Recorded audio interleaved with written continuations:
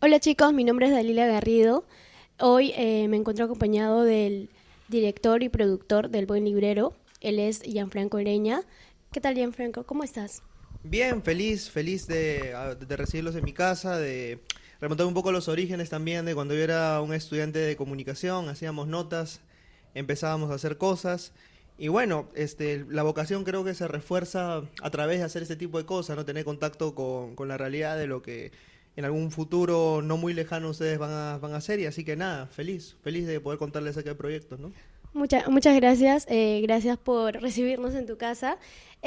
Primero quisiera saber qué es el podcast. O cómo así iniciaste en esta cama, ¿qué es el podcast? Bueno, en realidad yo desde 2017 había tenido como intentos aislados de poder hacer algo más que simplemente web, simplemente redes, Facebook, Twitter, Instagram. Y se me ocurrió poder hacer transmisiones en vivo en Ujú. Facebook. Pero digamos que la continuidad, como en todo proyecto digital, es importante. Entonces, era un proyecto que se interrumpía cada 2 semanas, cada una sí, una no. Entonces, era un poco complicado. Y coincidió que yo había empezado a estudiar la maestría en docencia universitaria en la Católica. Y una amiga me pasó la voz, me dijo, hay convocatoria en Radio Zona PUC, hay una convocatoria para que puedas tener tu programa de radio. Entonces se me prendió el foquito y dije, bueno, ¿por qué no intentar hacer radio? ¿Por qué no intentar llegar a más audiencia a través de este medio? Me creé una cuenta premium, empecé a pagar anualmente para poder hostear el podcast en diferentes plataformas y pegó, ¿no? Pegó, empecé a subirlo, hubo una audiencia que poco a poco se fue formando.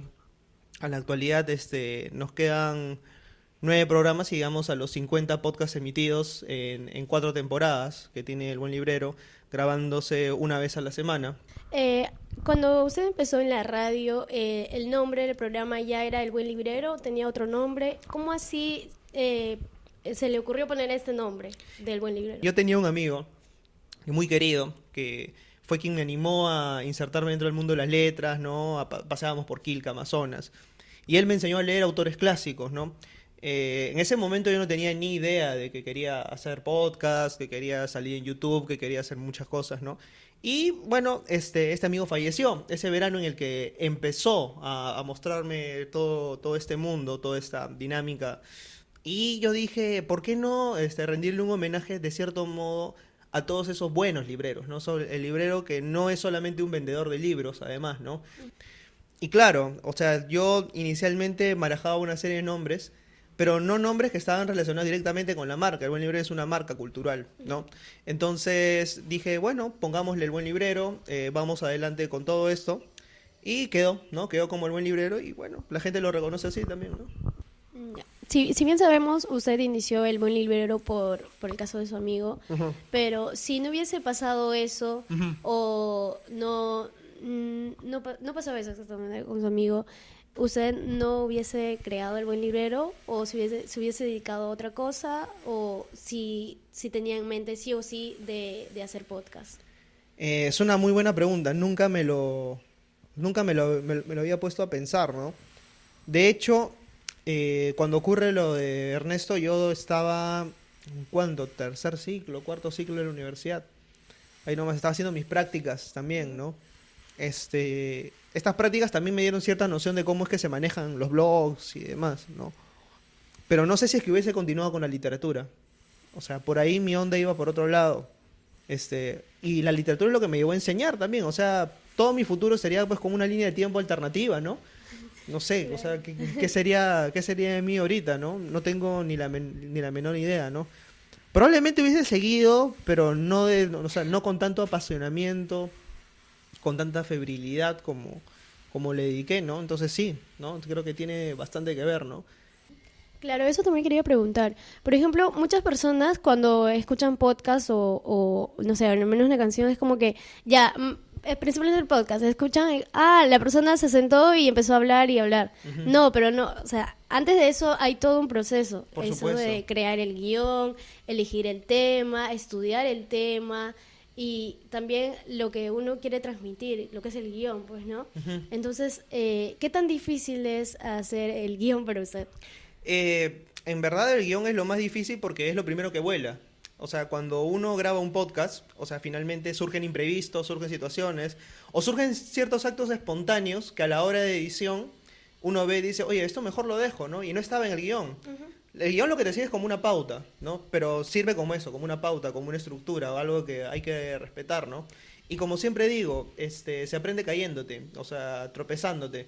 Quizás es un poco como esos memes de expectativa realidad, ¿no? Yo quiero hacer un podcast a lo moloco y termina saliéndome un monólogo sin mayor sentido. Entonces, ¿cómo es que yo me acerco más hacia lo que yo quiero y finalmente lo estoy logrando o no, ¿no? Yo creo que es más, luego de haber hecho todo el proceso, lo que te queda para aplicarlo al siguiente y se va mejorando, ¿no? ¿Cómo cree usted o cómo incentivaría a los estudiantes a que consuman podcast? Sí, de hecho es bueno que lo menciones. Yo también soy profesor, también trabajo en colegio y uno de los trabajos que realicé hace poco fue hacer a que los chicos hagan un podcast. La primera impresión, o sea, que tuvieron fue esto con qué se come, como bien mencionas, ¿no? Sí. Porque claro, el mundo de ellos es el YouTube, el mundo de ellos es el Netflix, el mundo de ellos es el TikTok, una cultura 100% audiovisual. Fue que, si bien los chicos no tenían idea de qué era el podcast y tenían una variedad de estímulos para poder hacerlo, podían convertirlo en una canción, en un rap, en un cuento, de una u otra manera terminaban leyendo. Y el objetivo pedagógico era ese. Entonces era cuestión de pensar por qué no ir un paso más allá y empezar a utilizar las TICs como una herramienta de estímulo para el aprendizaje colaborativo, para llegar a habilidades de expresión oral, que se trabaja muchísimo en el podcast, y de expresión escrita, porque necesitas un guión. Entonces todo eso se va retroalimentando para poder finalmente llegar. Entonces creo que sí, el podcast es una herramienta potentísima, dependiendo del lugar, dependiendo del estímulo y dependiendo de lo que se quiera lograr, ¿no? Finalmente creo que todas las herramientas y las balas pueden ir apuntadas hacia eso, ¿no? ¿Cómo así llegó a la conclusión de que usted tenía que dirigirse a ese grupo y llegar además? Porque al inicio como que estudiarlo y yo digo, quiero llegar a este grupo de personas, no, suponiendo de 20 a 30, ¿y cómo hago para llegar? ¿Fue muy difícil eso? Difícil desde el lado personal, porque creo que a veces uno tiene tanto ego o tanto que cree que... A ver, por ejemplo, mi ego pasaba por tratar de entender que todo el mundo tenía que pensar de una manera, ¿no? Tenía que entender el libro de esta manera. Si no lo entendiste de esa manera, estás mal. Si es que tú sales a la calle y no generas una transformación, estás mal. Y tratar de ponerme de ese lado. Y no es así.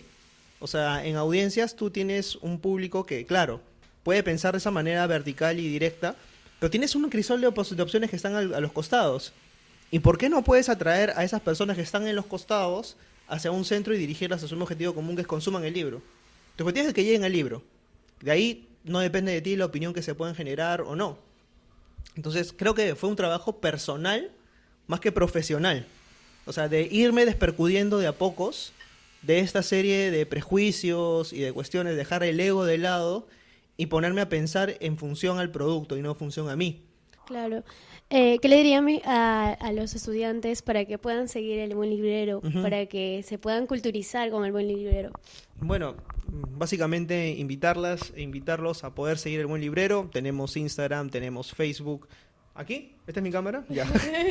Bueno, invitarlos a que puedan seguir el buen librero. Tenemos Instagram, tenemos Facebook, tenemos web.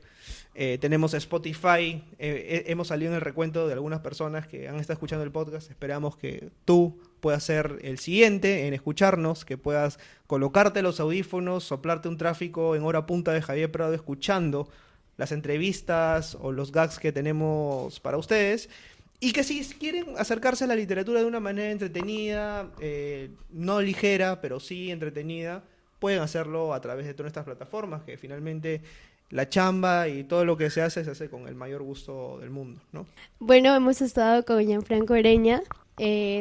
Como ya bien lo mencionamos al inicio de la entrevista, él es director y productor del El Buen Librero. Lo podemos encontrar en las diferentes plataformas, como él mencionó, que es en Facebook, Instagram, Spotify.